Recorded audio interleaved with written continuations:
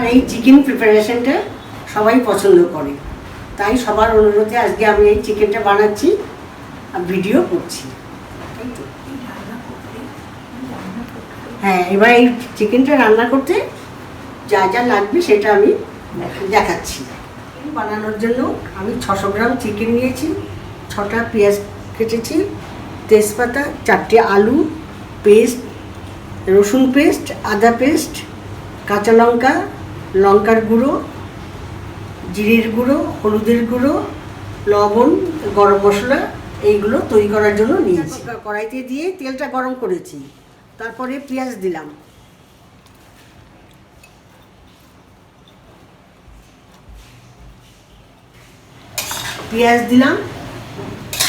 লবণ দিলাম,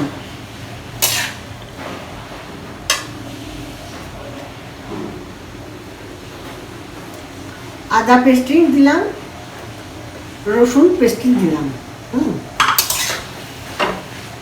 এবার এগুলো পর দিয়ে দেবো।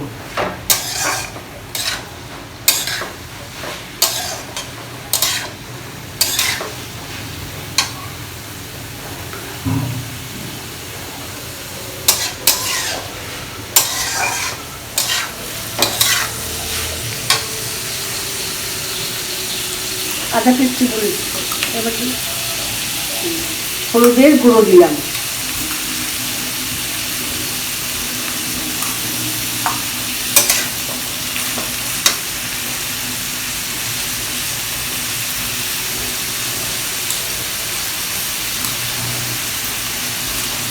জিরের গুঁড়ো দিলাম, 4 চামচ জিরের গুঁড়ো দিলাম,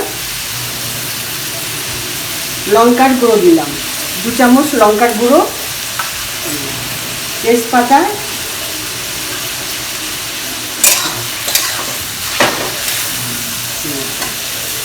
5 পিস আলু দিয়ে দিলাম। এবার গরম মশলাটা পরে দেবো। এবার পেঁয়াজটা যতক্ষণ না ব্রাউন হয় ততক্ষণ এটাকে কষতে হবে কড়াইতে।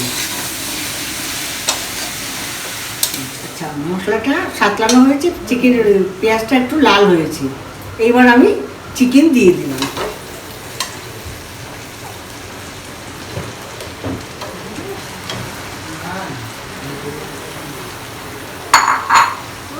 সব মশলা দিয়ে পরিমাণ মতো সাতলানো হয়ে গেছে, এখন এর মধ্যে পরিমাণ মতো জল দিয়ে দেবো। ভালোভাবে সাতলানো হয়ে গেছে, জল দেবো, তারপর গরম মশলা দেবো।